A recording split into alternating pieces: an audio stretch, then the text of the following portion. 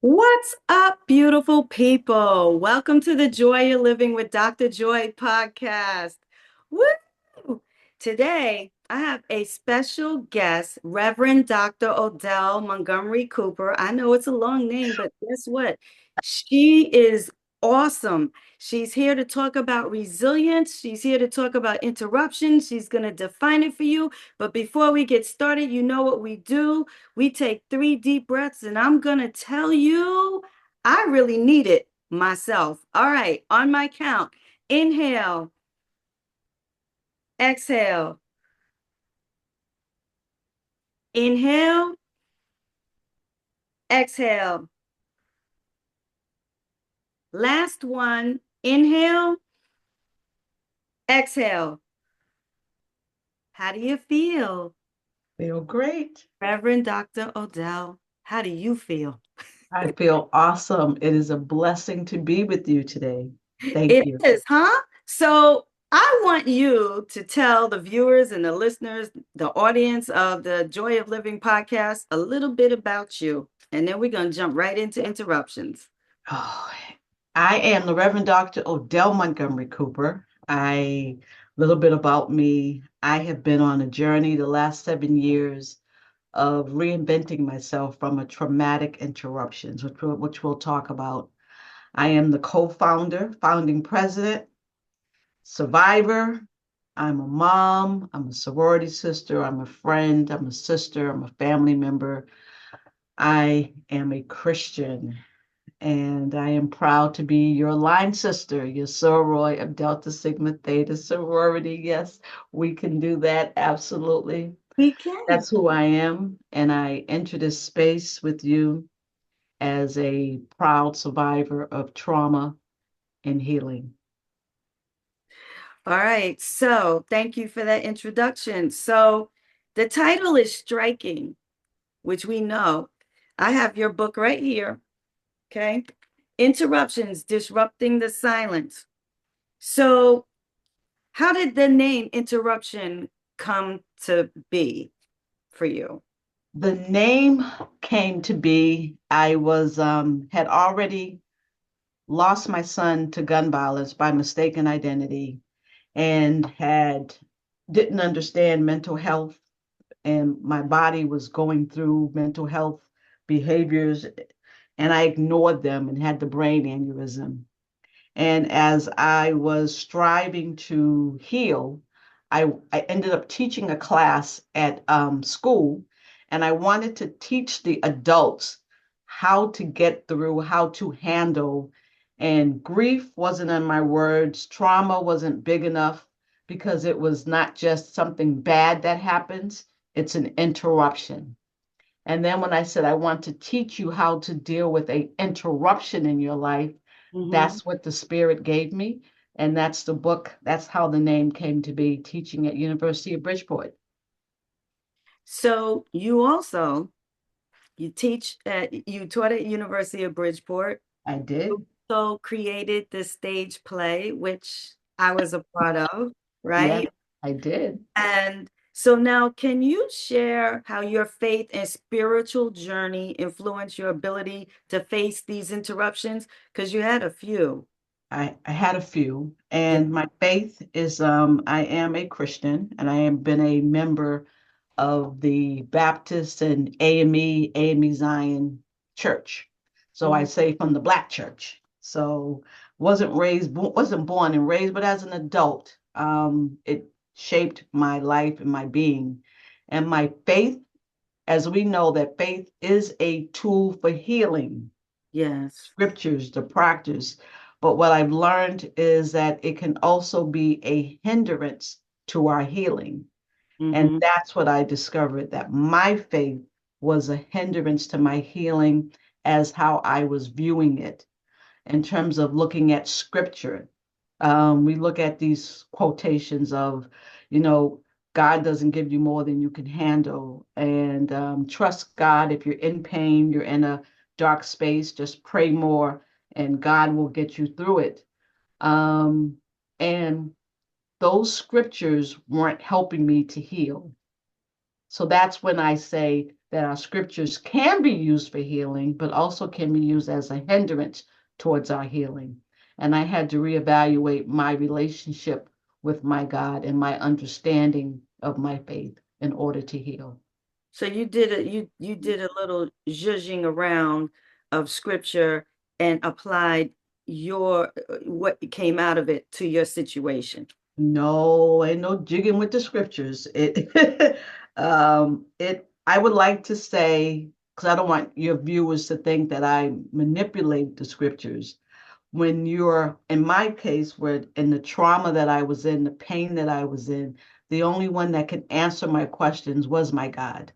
So I went straight to the source and asked for a better understanding. And because of the brain aneurysm, I couldn't read. I had to rely on my network of clergy and friends who could help pray for me and interpret what I was missing because I was in a dark place. And when you're in a dark place, it's hard to see the light of God. Hmm. So I needed people to help me along my journey to remind me the goodness of God, the joy of God, and the pains of life and what one needs to do to heal. So you had several interruptions, and I'm sure my viewers are sending you, they're sending you air hugs, right?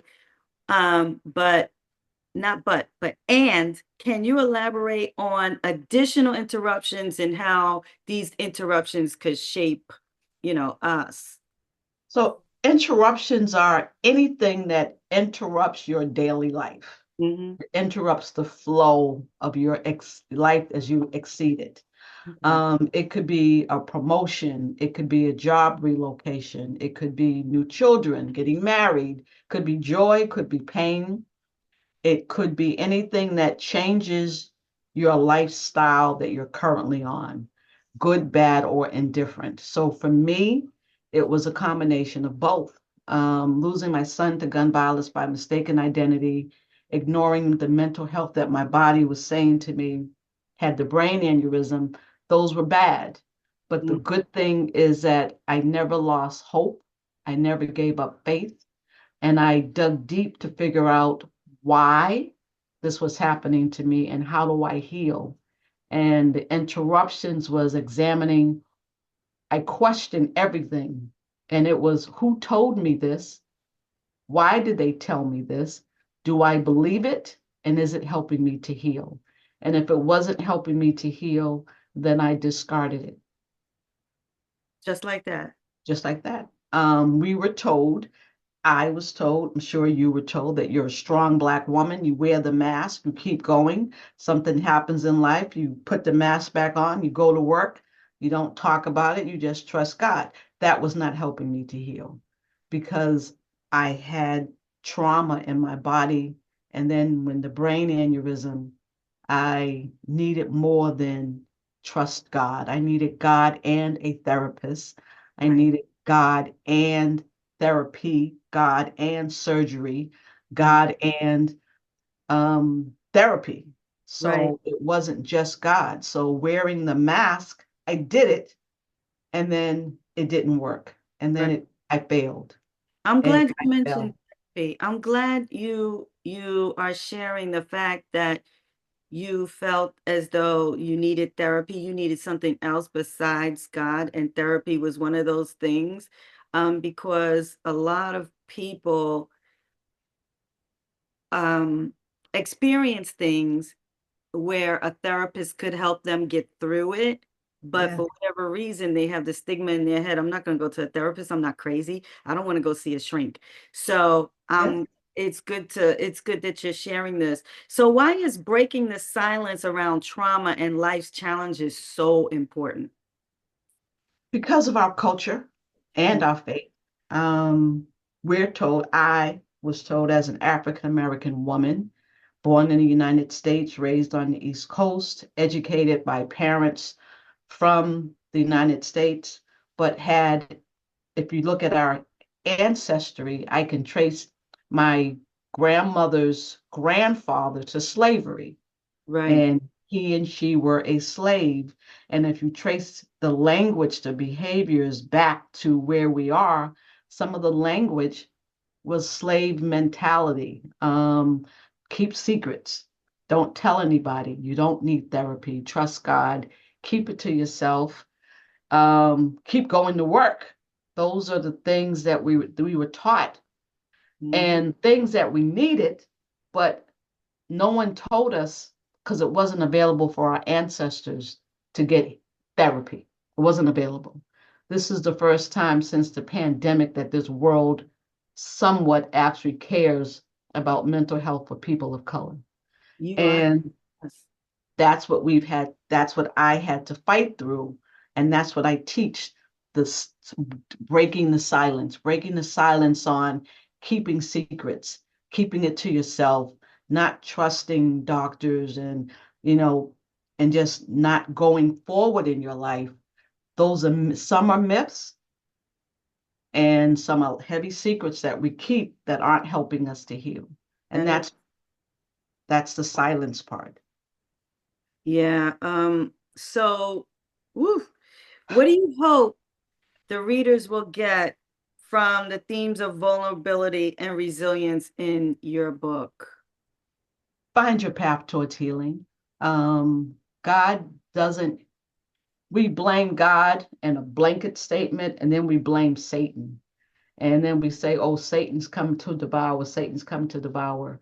We Mm, don't put evil, I help them to name it mental health and anger, anxiety, triggers. It's not Satan's attacking your day where our body is responding to the day. And it's not Satan, it's a trigger, it's an emotional health.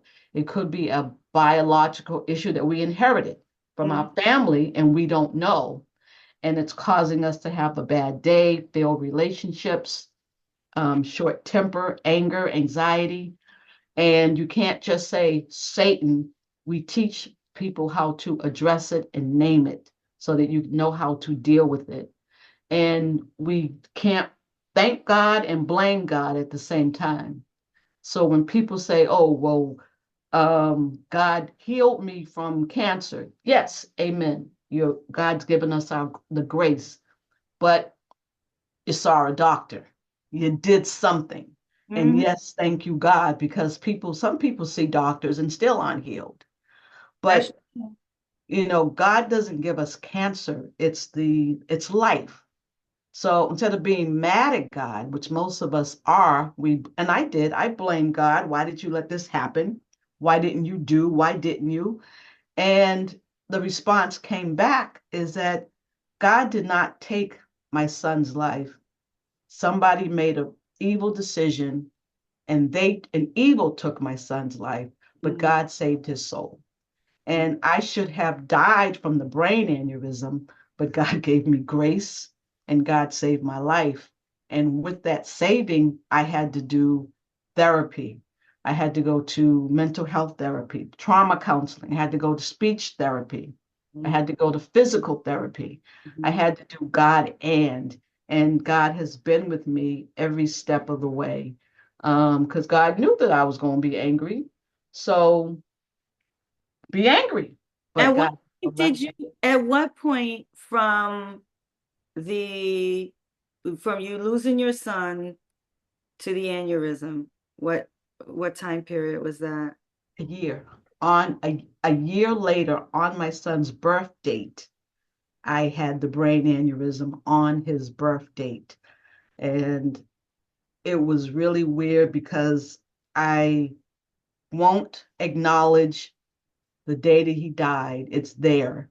But Hmm. his birth date, I'm going to celebrate one or the other. And I'm definitely not going to celebrate the day that his life was taken. So No. I needed to celebrate his birth date. And I said to God, give me a reason, help me to love this day again. God saved my life on his birth date. What other, and he showed me, and God showed me that there's life afterwards and started showing me what I needed to see. There are other things to celebrate and be joyful about in this world and in my life. And that's what I had to do. But I had to get through the pain before I could look at the light or the joy. So you went through a period of reflection. Now, if I were to ask you the question, I'm going to ask you this question. Okay. You tell a difference between prior, how your life, not how your life was, but maybe your faith, how your faith was prior to you losing your son and after or now. Um, Complete 360. Um, I was told in my faith and not to be angry with God. I was told in my culture, my family, don't Mhm. question God. If it's happening to you, it's God's will. You can't get mad at God. And I tossed that out the window. And I said, God, you knew when this happened to me because you know me that I was going to be angry and have you to talk to. So this is this is it. But what I learned, and I did not learn this until 7 years later, 7 years later, that there are people of color who were Christians who were told not to question God. And if it's happening to you, it's because God willed it.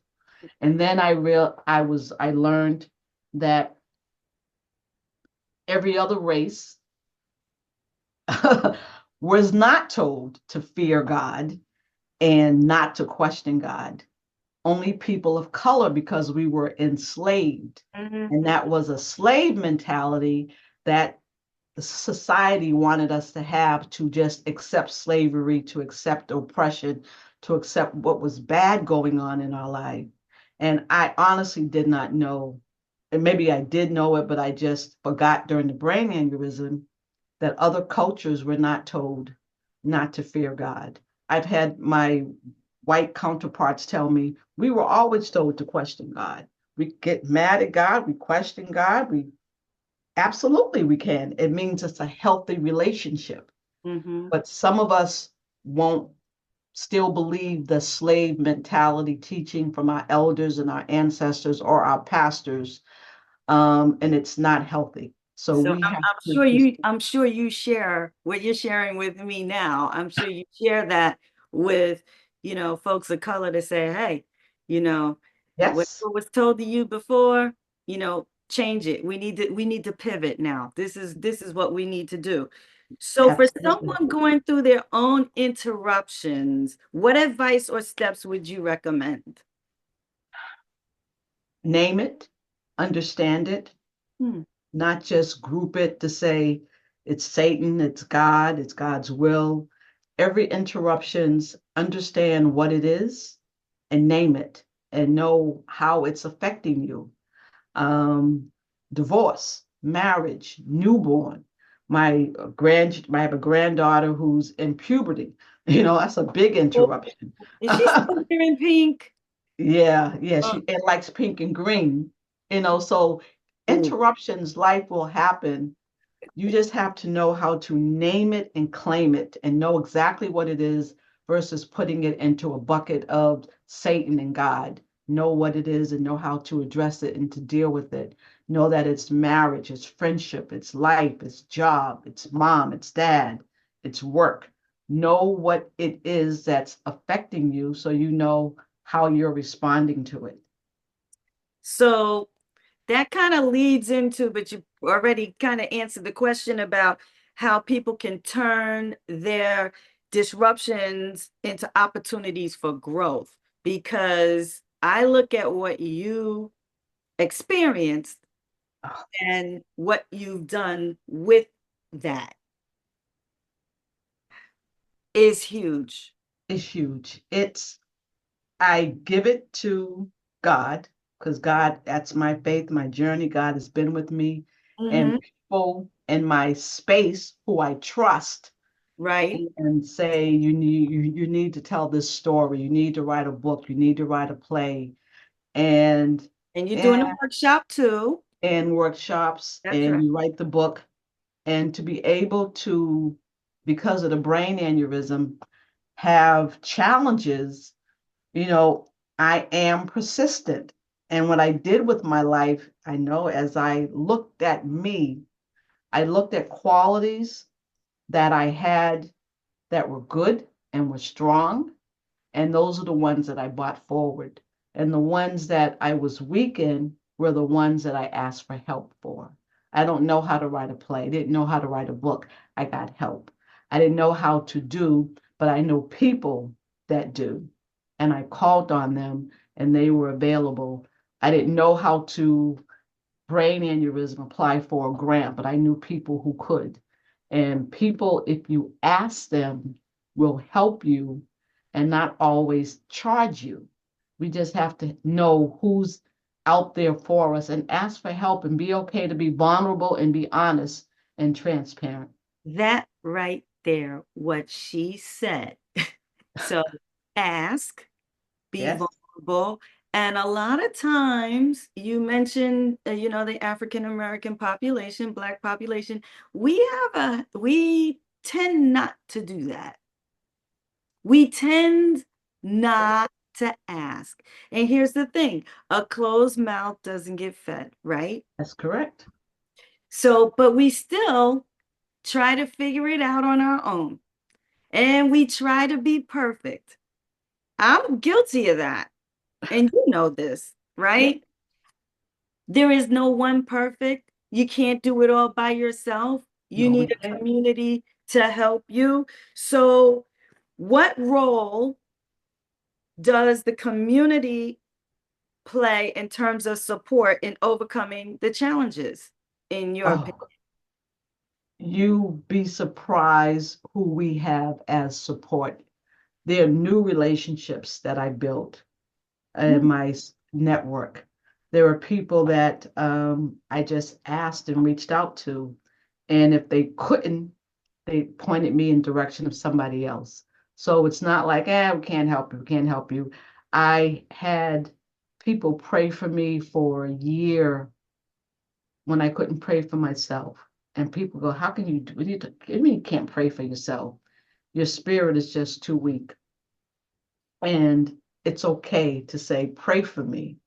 But then as I got stronger, I'm like, no, no, no.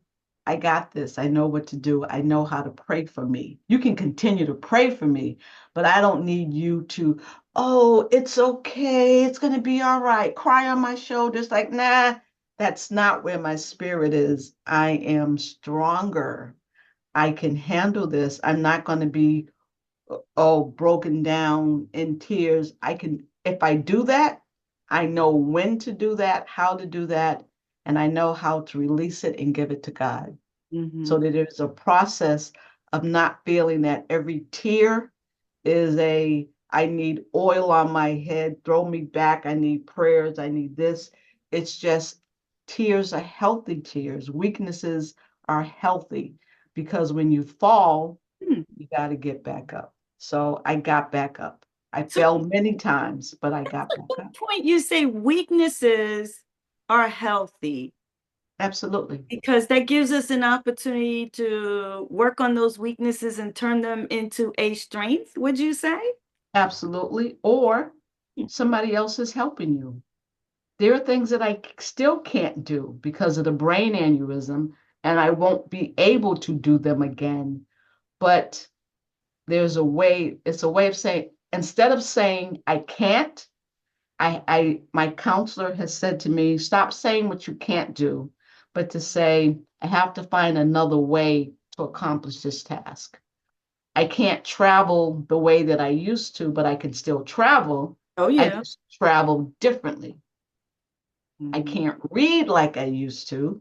So if I want to absorb knowledge from a book, Maybe it listen. has to be in an audio book. Right. Or I had to buy a Kindle and I can get the book and have the Kindle read to me. So there are many options. We just have to explore them and how to. So I've learned to stop saying, because my soror said to me one day, I lead with negative energy. And that stuck with me. Wow. That stuck with me. And then I said, I need to be conscious of what I say and change my language and not lead with negative energy, but to think differently, to speak positive. So having people in your network, they see you. Let them tell you what they see. I no longer argue about you're stubborn. I go, yes, I am. I no longer argue about who I am. I'm Mm-hmm. stubborn. Yes, I am. I don't always listen. That's true. So say it to me in another way. But I am persistent. Have always been all my life. If I looked at my life, that is a common thread, and just so happened to be my line name of Yes, yes, persistency, of yes. persistent. So that is a characteristic that I take with me as a positive, but it can also be a negative. But I use it as my strength. Well, that's really good. I want to say again that people should refrain from leading with negative energy. I'm Yes. gonna borrow that from you. You take it because she gave it to me. I'm She gonna said, borrow it, and that's the advice, right? yes, she said, that's what I did because she was listening to me. That meant she was listening to See, me she and heard you. cared about me enough to say, you lead with negative energy. And I'm like, oh, Okay, so that made you stop in your tracks. it made me stop in my tracks. So, what impact do you hope interruptions will have in encouraging open conversations in families, workplaces, and in faith communities? Breaking generational trauma. We're starting, the Let's Talk series, the workshops that we do for communities of color, faith communities. And we talk about faith. We talk about healing. What does that look like? Um, we give people a safe space Hmm. to talk and to share Now, and your to workshops, where rejoice. are they? Are they just local, or can Right some now, our you? training is virtual. We are online. We have a grant funded, we've been grant funded by a local mental health institution here in New Haven, Connecticut, Clifford Beers. Good. And we are grant funded, but we are in the process. I did like a Shark Tank for Yale School of Management, and Interruptions was selected. And now we're in Congratulations. the phase of growing. They're expanding our, because we have clients all over the United States, even in Italy, and they're asking how to be a part of this training. So we're in the phase of growing and expanding our services and our training because we want people to break the chains of generational trauma. Yes. Everything that was passed down, we do not have to pass on. Fun. That's So, how do you have a safe discussion and still love God, but have a bad day? But tell your doctors the truth about what you're feeling and be okay with realizing that I need to talk to a professional because it's not God that gave me this pain or this disease, but life. Something I ate, I drank, I inhaled, my life, something I inherited mm-hmm. because we don't tell our children our medical history. So we don't really know what we carry. And Right. I learned that brain aneurysm is hereditary. And I did not know that. So Oh, now I tell my children, check the box. Brain aneurysm is hereditary, more so in women than in men. But had I known, if we were to know what we're carrying in our bodies, then we would have a chance to deal with it and get the proper care. And if you don't know, then you don't know how to deal with it. And that's what we're breaking the chains. And people are breaking the chains. They're not telling the secrets. They're breaking the secrets. They're sharing. They're going to professional counseling. They're telling their doctors the truth.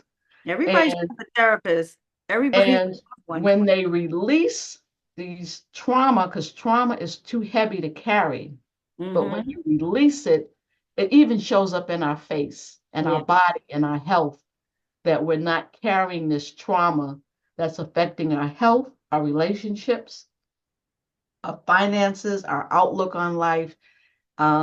Release it and not pick it up again. And that's where we are. And so that's what we do.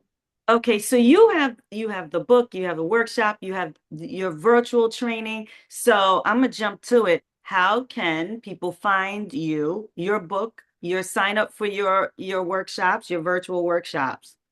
Interruptionswithoutwalls.com is our website, and you can find us, you can contact me. We are expanding into new services, new products. So we're using this grand opportunity to launch us into other areas. We have congregations that are partners with us, and these congregations go into the prison systems and to talk about trauma. So those are great partnerships that I'm so happy Yeah. about, that Congrats. Interruptions is going into places to break the chains of generational trauma, so that just because you're in prison, your mind doesn't have to be in prison. And when you get out, how do you know what to let go, how to let go of this anger, how to know when you need medicine to take, what it is that you need to do, and how to be the better person that God intended for you to be. Your God depended who you be, and regardless of your faith. I just speak from a Christian perspective. Right. Hindu, Muslim, whatever your The faith higher is, power. Jewish, whoever the divine, whoever you worship as a divine, and some say, I don't believe in it, then find out what your body needs, who Mm, you are, what you believe in, because we're all meant to live happy and healthy. And that path is different for everybody. There's that's no scripted path, it's how you create it for yourself. no one path. So I will say this. I'm proud of you. Thank you. My sister too. Yes, I was one because we go by height. So she was a little taller than me. Just a And little she was bit. very persistent when we were online and still are. I'm very proud of you. I'm Thank very you. proud of you. And I'm honored that you came on the Joy of Living podcast to share interruptions and to share Yes. part of you. And again, the audience here, if you want to reach Reverend Dr. Odell Montgomery Cooper. It's a long name, but whatever. Interruptionswithoutwalls.com is where you can find her. Now, Interruptions, the book, Disrupting the Silence, Amazon, correct? At Amazon, we now have it as an audiobook as well. So you can Oh, find yeah, that's right. it's now an audiobook. We had to address people's lifestyle of just being busy or in their cars, and some people just prefer audiobooks. Mm-hmm. And then we realized that we had a learning disability in our community that we needed to address. And so we're taking this one step at a time. So we did an audiobook as well. And so you can get the book, the audio book from Amazon. It's on iTunes. Or if you want it from my website, you can call me. And what we're doing now for the holidays, send the gift of healing. Oh, that's So wonderful. yes, so you can purchase it. I will do an personalized signature and order and send it to off to the person for Christmas. So it's on my website, it's on my social media pages. What is the website? Is it your website the same interruptionswithoutwall.com? Yes. That one? And Okay. yes, and when you go to that website, you'll see all my social media posts on LinkedIn, Instagram, Facebook as well. Wonderful. Last question. We already know how Okay. to get in touch with you, but again, for those struggling with life's unexpected interruptions, good, bad, or indifferent, what Yes. are your final words of encouragement?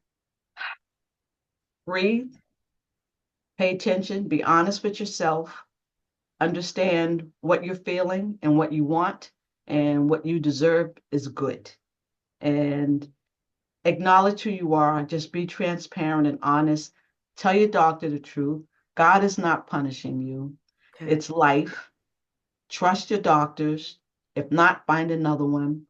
But it's okay. Where some people were only told not to question God because of the enslaved mentality. Don't believe it. If you have a relationship with your divine, then it's everything. If they know you, then tell the truth and be honest and have a healthy relationship and not hide certain parts of who you are with Right. your divine. Be transparent and be honest. And health is so important. And pay attention to your body and tell the truth.